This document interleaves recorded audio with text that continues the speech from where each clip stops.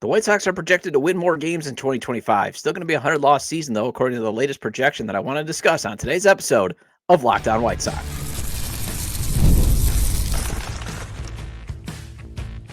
You are Locked On White Sox, your daily Chicago White Sox podcast. Part of the Locked On Podcast Network, your team every day. Hello, I'm your host, Todd Welter, a lifelong Sox fan and the site expert of SouthsideShowdown.com, part of the Fansided Network. And also, I've covered Major League Baseball for outlets such as the Associated Press. And thanks for making Locked On White Sox your first listen every day, part of the Locked On Podcast Network, your team every day. Make sure to hit the like button on today's episode. Subscribe to the YouTube channel at Locked On White Sox if you've not done so already. And also follow or subscribe to the show at wherever you get your podcasts. Well, the ZiPS projections for the 2025 White Sox season is out, and I want to discuss how while the model projects more wins, it's still going to be a bad season. Then the White Sox announced their international free agent signing class, and I'll go over some takeaways there. And then finally, the Sox recently had another veteran sign onto the team on a minor league deal with an invite to spring training that I want to discuss. Today's episode is brought to you by Game Time. Download the Game Time app, create an account, and use code LOCKEDONMLB for $20 off your first purchase. All right, so Dan Szymborski. I believe I got the name right. I believe I got the pronunciation right. Dan Szymborski of Fangraphs, his ZiPS projection is considered to be one of the most accurate baseball projection models in all of baseball. But remember, all this is a projection. Does not mean it's going to come true. But this year's projection does have the Sox winning at least more games. Still a 100-loss season, though. His ZiPS projection is predicting a better season for the for the 2025 White Sox, even though not a whole lot of value is going to be happening in terms of the players' fWAR there. So it's going to be interesting to see how they get to 61 wins with a lot of guys that have won fWARs. And his reasoning, though, why the Sox will win 20 more games in 2025 is simple. Happenstance. Yep. Good old variance. Not, well, the Sox improved the talent, or a lot of these guys that are coming up are going to make a huge impact. Nope, just variance. Just the old model saying, well, the Sox were so bad in 2024, but luck factors also happen to drive the loss total up that there is no way it can happen 2 years in a row. No way you can get another incredible games robbing walk-off home run that happened to Andrew Vaughn against the Texas Rangers. No way you can get those just bloop seeing eye singles that dropped that helped the bullpen blow 37 saves. Just no way. And heck, you don't have Michael Kopech out there trying to throw the ball harder and harder in save situations. So obviously it can't happen. But remember, before you think the Sox will go from historic bad to run-of-the-mill bad, ZiPS in 2024 projected the Sox to win 65 to 70 games. Now, obviously, Szymborski did put in his write-up in 2024 that this was all predicated on if Dylan Cease was still on the team. And then he gets traded, and obviously he did, put that little asterisk that the win total could drop. Well, it dropped. It dropped significantly. It dropped by, if the high being 41, the high being 70 wins, it dropped by 29. I mean, that is just unbelievable how far that dropped. But if you're thinking, what the heck is ZiPS? For those especially that hate analytics, according to MLB.com, ZiPS is a system of player projections developed by Fangraphs' Dan Szymborski when he was at Baseball Think Factory. According to a Q&A on the Baseball Think Factory website, ZiPS uses growth and decline curves based on player type to find trends. It then factors those trends into the past performance of those players to come up with projections. The system uses statistics from the previous 4 years for players from ages 24 to 38, and it weighs more recent seasons heavier. For younger or older players, it uses weighted statistics from only the previous 3 years. The system also factors velocities, injury data, and play-by-play data into its equations. Like other projection systems, ZiPS uses past performance and aging trends to develop a future projection for players. On Fangraphs, the projections are updated daily and predict each player's numbers over the course of the remainder of the season. Obviously, no one is claiming that every ZiPS prediction will come true, but it's widely regarded as one of the most accurate predictors in the industry. And I love how Dan, in his write-up on Fangraphs, so go to fangraphs.com, read up on it. It's got, it's got the specific numbers. I'm going to focus on the fWAR in a few minutes, but it's got all the numbers projected for all the players. Looks like Luis Robert Jr. is only going to be hitting 20 home runs. Yeah. But here's why he thinks the Sox, and his model thinks the Sox are going to win 20 more games in 2025. So 61 wins. What can you say about the Chicago's 2024 season? The White Sox lost 121 games, which is just 5 fewer games than the Dodgers have lost in the last 2 years. If there's good news about 2025, the team is likely to win more games, and probably quite a few more, if merely by happenstance. For a major league team to lose 120 plus games, something magical has to happen, with so much more going very, very wrong than the fate suggested was in order. I'm fairly confident the White Sox will win more games this year than last, and ZiPS projects a 20-win improvement, which would be quite impressive for most teams. And yes, think about that. A 20-win improvement for most teams usually means the playoffs. Like if the Angels have a 20-game improvement, they lost 99 games. That will flip them to 83 and 79. That would put them in a potential wild card hunt. Obviously, they wouldn't get in, but it still gives them hope for a season. For the White Sox, it's 61 and 101, the third straight 100-loss season. And honestly, if it has to be 100 losses again, and you could say I'm lowering my expectations, but folks, I watched pretty much every single game in 2024 and talked to you about it. You at least then want the arrow pointing up at the end of the season, because the difference between 2023 and 2024, the arrow was not pointing up. It was pointing down. 2023, you and I definitely thought that this franchise probably hit rock bottom. Nope. 2024, hopefully is finally rock bottom. Hopefully they have reached their bottom. Because remember, there is still one more bottom left to hit, and that's breaking that 1916 Philadelphia A's worst winning percentage in the modern era. That is still could be in play, folks. If, say, Luis Robert Jr. is traded, and again, everything that could go wrong does go wrong against the White Sox, because I'm not ruling that out. It's not like the White Sox made a ton of upgrades. I like what they are doing, but it's not like you could say with 100% certainty that, yep, this team is back to baseball factory settings of winning 60, losing 60, and it's what you do with the other 42 that counts. But at the least, you would love that not only do the Sox have that jump of 20 wins, but also can the arrow be pointing up? Can Colson Montgomery, Kyle Teal, and Edgar Carroll be showing that they can be the foundation of a great lineup, and Chase Mydroth could actually exceed expectations? Could that happen? Please? I want to know at the end of the season that Jonathan Cannon, Drew Thorpe, and Davis Martin and Sean Burke have set the foundation for a great rotation that will be enhanced once Noah Schultz and Hagen Smith come up. And according to the ZiPS projection, which I'll show in a second, Noah Schultz might be here. They did run that. But happenstance and applying old baseball variance logic and thinking, well, something like 2024 can't happen again. Can never happen again. Sorry, folks, I'm going to be skeptical. Keyword skeptical. Okay, going forward, when anyone says, well, the Sox should be back to baseball factory standards, always be skeptical until they actually show that they will win 61 games. And even then, that's sad. You got to have a little skepticism. I don't blame anyone for thinking that maybe this team will win 50 games. I don't blame anyone for that.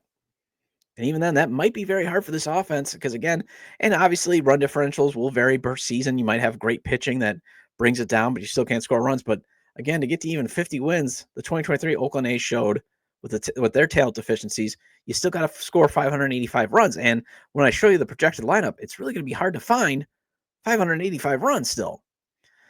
And when you think about this is what Szymborski is projecting, and I'm showing it up on the screen for those watching on YouTube.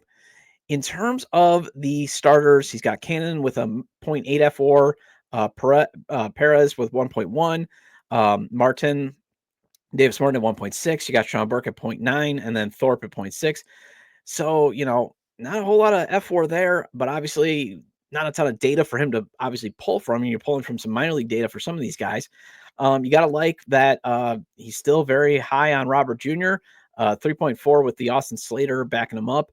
I believe his projection was 2.4. The funny thing is when I show you in the 2024 one in a second, that it was a lot higher for Robert Jr. last year, but also the right field was way, way lower. Right field was 0.3 with Oscar Colas leading that. Now you at least got 1.9 with Mike Tauchman and Austin Slater platoon. Andrew Benintendi 1.5. Andrew Vaughn, still a replacement level player. And if you're wondering, again, what does this all mean for those watching on YouTube? A scrub player, according to Fangraphs, is 0 to 1 at WAR. So that's basically a scrub. That's replacement level. Role player 1 to 2 WAR. Solid starter 2 to 3. Good player 3 to 4. All-star 4 to 5. And as you can see, and I'm just saying this for people that are listening, a superstar is 5 to 6 fWAR, MVP 6+ WAR. The White Sox, the highest that they're going to get is a 3.4. The other thing that scares you is the bullpen is at minus 1.6 fWAR. That, whew, the only reason why I have a little bit of hope there is this is what he had projected for the bullpen last year in 2024, 1.7 fWAR. And that's with John Brebbia, DFA'd, Jimmy Lambert no longer on the team, Tim Hill, DFA'd. He had Garrett Crochet in there when he was running all this stuff. But a lot of these guys like Tuki Toussaint never even got up there. Sammy Peralta, all that stuff. So again, you can see that it's not, all he's doing is running a projection. And he's doing it with the most available data that he can. But that's why, on one end, I'm a little leery about, getting to these extra 20 wins when, your bullpen was one of the reasons why you lost an historic amount of losses in 2024. And here's what Dan says about the bullpen. The bullpen projects worse. Indeed, this is the worst unit that ZiPS has ever projected, but I'm not inclined to rag on a dozen org guys on a terrible team. Of the projected relief corps, Perlander Baroa is probably the name to watch, though you don't have to watch the White Sox, I promise, as his plus fastball and slider at least could be good. Problem is, he's definitely far more of a thrower than a pitcher at this point. His pitches often intersect with the strike zone purely by chance. Again, that's where when you're like, wow, thanks ZiPS for being nice, but sometimes the math isn't showing it with all these guys because you're going to try to win. It's really going on the faith of happenstance. And I appreciate it. But when you look at the eye test, especially when you're talking about, Perlander Baroa is going to be your best reliever potentially, and he still has to figure out how to command the strike zone. But I really like Perlander Baroa, and I like a lot of the upside that the White Sox have in some of those guys in the relief corps. I think that they could exceed. And that's why I'm hopeful. Brian Bannister I trust. Maybe he can turn around a few guys that they've grabbed off the scrap heap. And those scrap heap guys can get those volatile, stock like bounce ups. Because that's what bullpen arms are. I'll always say that. They're just like volatile stocks. They can yield high yields and very low returns, depending on where they're at. And again, it's just recent data. And some of these guys the Sox are relying on are either don't have good data right now or just none at all. And I'm not going to go also all TW and say, oh, this projection sucks. No, I mean, the ZiPS projection is a very accurate model. I value, stats as you guys have heard me talk about. But the one thing that just when I was reading it, at first I read it, I'm like, how the heck are they going to get? Like at first when I saw just the tweet, I was like, oh my gosh, there's no way in heck they're winning 50 games. And then I read the article when he put up the link and I'm like, oh, wow, 20 win improvement. Okay. And then I was looking at at least all the fWAR. I'm like, man, how you're really taking some faith into happenstance and variance. But then I got really more concerned again with the bullpen because what I want to see is what I like what they're doing with the bullpen is they are at least grabbing, buy low, hopefully sell high guys. And we've seen the trade deadline. The 2020-24 trade deadline was great to bullpen pitching where you could actually get teams' top 10 prospects. Remember, no top 100 prospect got dealt, although the White Sox could have been the one team to get the top 100 prospect in a deal, but they didn't want to trade Eric Fetty to a division rival. Just saying, for context. You can tell me Miguel Vargas was a former top 100 prospect. I'm fully aware. But you really, that's where I was like, oh, man, minus 1.6 fWAR. Ooh, that's a lot of guys not pitching well. That's a lot of low, below replacement level pitchers. But then again, that's what they're signing. They're signing either at replacement level or low replacement, below replacement level, and they're hoping to get a bounce back. And that's what you should be doing in a rebuild.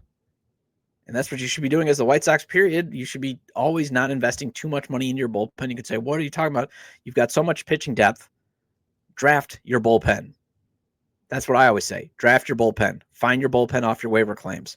Because remember, folks, one of the reasons why we're still in this rotting carcass of a franchise is because the previous rebuild spent the limited amount of money on too many setup men. But make sure to check out the rest of his write-up on Fangraphs. It has all the projections for the player stats, all that type of stuff. I really encourage you. I'm actually going to try to get Dan on the show. I know he was on Locked On Twins, So check out Locked On Twins for what he at least said about the Twins and get more into the method of his data, that type of stuff. Well, the Sox announced their initial international free agent signing class. Let's discuss the two major headline names and how the Sox benefited from the Dodgers' pursuit of Roki Sasaki. We'll discuss that next on Locked On White Sox. I love going to live events, whether it's sports, music, theater, or comedy. And one of my favorite memories was taking my daughter to the Sox and Brewers game this past summer. I loved watching her enjoying eating the ice cream. She really loves Dippin' Dots. We went to the kids area. She had a blast doing all that stuff there. And while she loved that more than the baseball, it was still a fun day with my wife and daughter. Great family moment there. And if you love going to sports, music, theater, and comedy live and in person, I recommend using the Game Time app. Now, Game Time has made it even easier to get tickets for your favorite events with their new feature, Game Time Picks. This feature filters out the fluff to show you only incredible deals on great seats so you don't have to waste time searching through thousands of tickets. And recently, I was looking for tickets to an upcoming Marquette game. I use the Game Time app usually because I no longer have my season tickets to my beloved alma mater. And I'm usually always trying to convince my wife, hey, can we go? And with Game Time, I've actually found some amazing deals. While, usually the schedule doesn't allow me to go, I've at least found some amazing deals. I found tickets as low as $1. And we're talking about a top 10 college basketball team that plays Big East hoops. And you can even get a view of the seat with their panoramic view before buying. The super deal was particularly impressive, offering great seats at unbeatable prices that they usually have that. And then plus the app's all-in pricing shows the total cost up front with no surprise fees at checkout. Take the guesswork out of buying tickets with Game Time. Download the Game Time app, create an account, and use code LOCKEDONMLB for $20 off your first purchase. Terms apply. Again, create an account and redeem code LOCKEDONMLB for $20 off. Download Game Time today, because what time is it? Game time.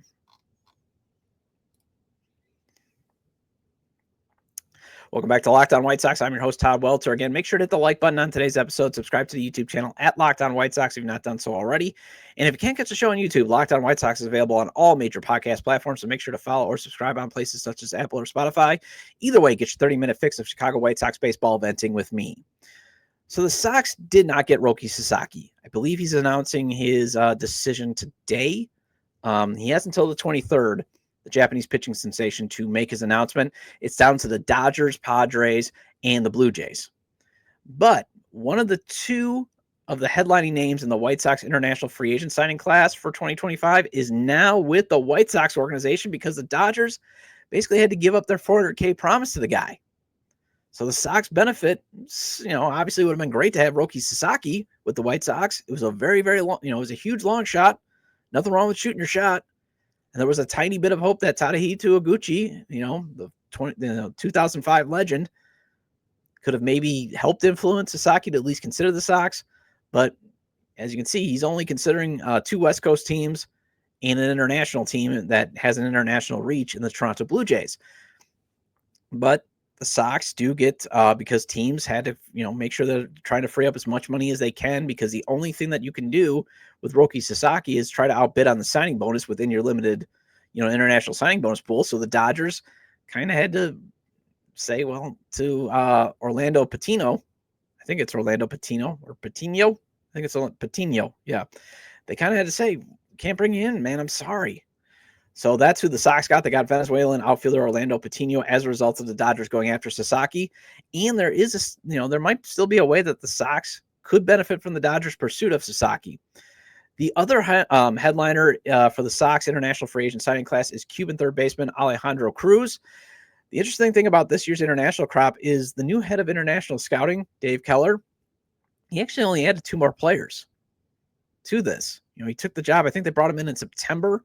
They fired. I don't know if they just let Marco Patti go. I think they let his contract run out. Either way, Marco Patti was the longtime head of international scouting, even though that was not his official title. And as you saw, the international free agency was starting to bear not good fruit anymore. I mean, think about it. Their most recent win was like Lenin Sosa, and that's not saying much. But Keller comes in, and he honored the commitments made under former director Marco Patti. And actually, I think that's kind of a nice thing, because you got to remember, international scouting is a lot like college basketball or college football recruiting too, in that you're pursuing mostly teenagers. You need to have good facilities, like a good academy in the Dominican, which the Sox are upgrading. And then you got to mix in some old school scouting of being able to project what these young players can do. And also, all yesterday served as was the official signing day, because you usually get these guys to make commitments, months prior. Alejandro Cruz, I believe, could have signed last year, but decided to commit this year because I think he could get more international signing bonus money. So that's the only thing. All yesterday is just basically signing day, like for football and basketball. That's all it is. But I do think it's nice that the Sox did honor their commitments, because they could do what some college coaches do when they come in. I ain't bringing you in. You can go total D on them, packing Louis, that type of stuff. And again, these are just lottery tickets. So while yes, Marco Patti did not have a lot of recent success, maybe he did. Maybe his group did find, the winning lottery ticket or two. And before you worry about, again, well, why are they bringing these guys in? I spoke with Ozzie Guillen Jr. I spoke with him over via, we exchanged some messages. Remember, he is tapped into the international community. I believe he's a GM for a Venezuelan winter ball club. I believe he's the GM for the team that Maglia Ordonez owns and Ozzie Guillen manages. And if Junior, you're listening and I got this wrong, message me, because I remember you telling me and I should have wrote it down. But we messaged and he did tell me all these signings have been well-scouted players. I mean, these are guys that have been looked at by multiple teams. They've been well-scouted. You should trust the scouts, that type of stuff. And some of these guys in Venezuela even got a workout in with Ozzie Guillen Sr., if I read Junior's message correctly. So that's the other thing. So if you're just like, whoa, what are they doing here? Why do they honor these commitments when they just let Marco Patti go? It wasn't like they just signed some guys that are going to be just absolutely terrible. In terms of who they signed, again, this is the release that they had. I believe it was 16 players that they signed. One of the things that I really like, and I'll get to in a second too, is they got mostly players out of Venezuela, Cuba, and the Dominican Republic. Cruz is the prize, though, as he's an 18-year-old right-handed hitter, signed for $2 million signing bonus. He's the 33rd ranked international free agent prospect, according to MLB Pipeline. Latin baseball writer Francis Romero,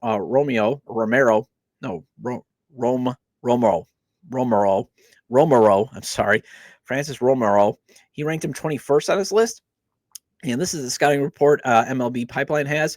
A hitter who showed advanced aptitude in using his weight to help him generate power from his short right-handed swing, Cruz profiles as a middle-of-the-order bat in the future. His home run power is currently primary to his pull side, but with line-to-line ability and a simple approach that doesn't need many tweaks. There's reason to think that there's a lot more pop to be unlocked. At 6'3", evaluators believe his current 180-pound frame could hold 20-plus more pounds, which would not hamper his simple hitting approach due to his better-than-average eye at the plate. Currently viewed as a plus runner who is a threat to nab a base once on, the aspect of Cruz's game may slow down a tick as he faces advanced competition, but with very polished defensive ability, primarily at the hot corner, he has the potential to be a plus defender once he hones in on a spot.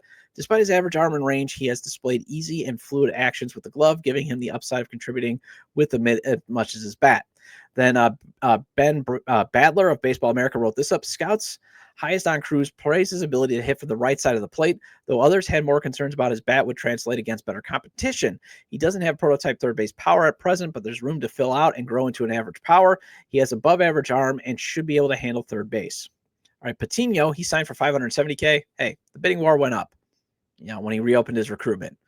He was going to get $400K from the Dodgers, but again, the pursuit of Sasaki kind of ruined that. Here's what Badler had in his write-up. He has a linebacker build at 6'2", 203 pounds with big strength and power in his right-handed swing. He's a corner outfielder with a plus arm that would play in right field. Two other names to keep an eye on are Dominican shortstop Yordany Soto, who signed for $350K, and Cuban right-hander Yobel Rodriguez, who signed for $30K. Badler wrote this about them. Yordany Soto is a switch-hitting shortstop from the Dominican Republic with good bat speed and power potential from a lean 6'1" frame and a strong arm. Cuban right-hander Yobel Rodriguez has plenty of space left to add good weight to his 6'2", 170-pound build and add to a fastball that touches 93 miles per hour. Rodriguez has good control and throws a changeup that's advanced for his age. And then according to MLB White Sox beat reporter Scott Merkin, who was on the show yesterday, Keller likes that what the Sox had in their pitching. Quote, I'm particularly excited about the crop of pitchers we were able to acquire. We have numbers of exciting arms, pitchers that display not only starter traits and characteristics, but the stuff and secondary weapons to back that up that will hopefully eventually turn them into legitimate prospects for the White Sox organization, end quote. Romero says Rodriguez is one of the potential dark horses of the international free agent signing class. He can already hit 91 and 94 miles per hour on the gun, with the potential of hitting 98 miles per hour. And again, what I love is all Cuban, Dominican Republic, and Venezuela. Leverage your standing in Cuba, leverage your standing in Venezuela, and then get as many as Dominican players as possible. That's basically my philosophy for the White Sox international free agent signing.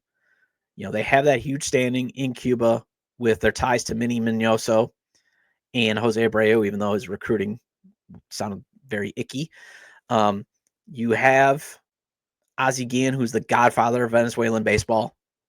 I would love for them to obviously make sure that they have Maglia Ordonez in the loop too, but stick to those places. And don't get me wrong, Puerto Rican players, you should be hitting, but again, with such limited resources that this owner gives for anything, and maybe he's giving more, I would stick to those three places because, you know, the Dominican players have great athletes. Not saying Puerto Rican players aren't great athletes too.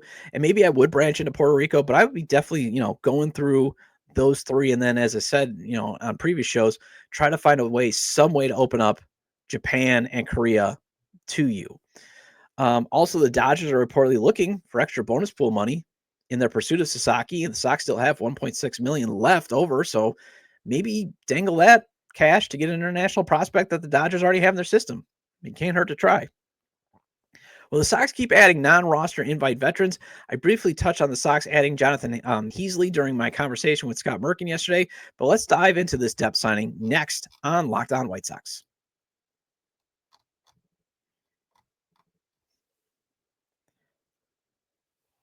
Welcome back to Locked On White Sox. I'm your host, Todd Welter. Again, shout out to all the everydayers. I appreciate your loyalty. Please hit the like button on today's episode. Recommend to your fellow Sox fans or baseball fans, friends, to subscribe to the YouTube channel at Locked On White Sox, wherever they get their podcasts. This show is available on all major podcast platforms, and we did go over the 2,200 subscriber mark, so thank you. I appreciate that. Let's keep growing the number. Let's keep adding in Sox fans. I know you're out there. I'm here every day for you. I'm here to, help you with your Sox apathy. If you want to check in every now and again, I'm here, still watching the train wreck. I'm here to challenge you, to inform you, hopefully humor you, and all that type of stuff. Well, it was bound to happen. The Sox were going to add a former Royals player on a non-roster invite. Remember last spring training when it seemed like every non-roster invite was a former Kansas City Royal player? Although Jonathan Heasley did not play for Chris Getz when Getz was in the Royals. And, at least the majority now of their non-roster invites are with ties to Josh Barfield in Arizona. I'd rather kick those tires of that farm system that has actually developed players more recently than the Kansas City Royals. Because you can say, yeah, the Kansas City Royals are better than the White Sox. Yeah, they made the leap, and they have Bobby Witt Jr., but a lot of their growth came through prudent free agent spending and more free agent spending than obviously the White Sox are doing this offseason. But the Sox did announce they signed former Royals and Orioles pitcher Jonathan Heasley to a minor league deal with an invite to spring training. All this is a depth signing and maybe seeing if it can make it as a bullpen arm. Because if he beats out any of the young arms in spring training for a spot in the rotation, it either means he had one of the best spring trainings ever, or man, a lot of the guys struggled. There's no in between, because his career numbers are not great at all. 5.89 ERA in 139 career innings with a 1.475 WHIP. He started 21 games for the Royals in 2022, a 5.28 ERA with a 5.67 FIP. Doesn't sound like a guy that you should really be relying on to make a surprise and get a rotation spot. He pitched in 4 big league games for the Orioles in 2024, a 16.8 ERA in those 4 games. 16.88, folks. He was released in July. But as MLB Trade Rumors points out, the White Sox are likely focused more on his minor league numbers. In 2021, he tossed 105 1/3 innings over 22 AA appearances, in 21 of those being starts. He had a 3.33 ERA, 27.7 strikeout rate, and a 7.9% walk rate. Over the past 3 years, he's thrown 164 and 2/3 innings at the AAA level with his ERA at 5.47 in that time. His 22.4% strikeout rate and 8.8 walk rate in that stretch were still respectable, but he allowed 30 home runs, pushing more runs across the plate. So he's this year's Touki Toussaint. Just doesn't have the cool name like Touki, but just a depth signing in case you get ravaged with injuries and underperformance. And if that's the case, this season then is truly shaping up to be truly awful if Heasley is getting some innings, just like, Touki Toussaint getting some innings. He's 28 with barely any service time, doesn't have any minor league options left. So if he does, if he doesn't get added to the roster, or if he does get added to the roster at some point and fails, it's DFA for him. Well, that wraps up this edition of Locked On White Sox. Thanks for making Locked On White Sox your first listen today. For your second listen, find Locked On MLB. Baseball guru Sully brings a daily blend of humor and baseball, keeping you updated on every rumor and story throughout the offseason. Find Locked On MLB on YouTube or wherever you listen to your podcast. And I'll be back tomorrow to discuss a proposed Luis Robert Jr. trade involving the New York Mets. Feel free to leave comments about today's discussion regarding the White Sox ZiPS projections for 2025, the Sox international free agent signing class announced, and the minor signing of Jonathan Heasley. You can leave them at the episode page on YouTube, X, formerly Twitter, at Todd J. Dub, or at Locked On Sox, or you can email me at lockedonwhitesox@gmail.com. Have a great day. See you tomorrow.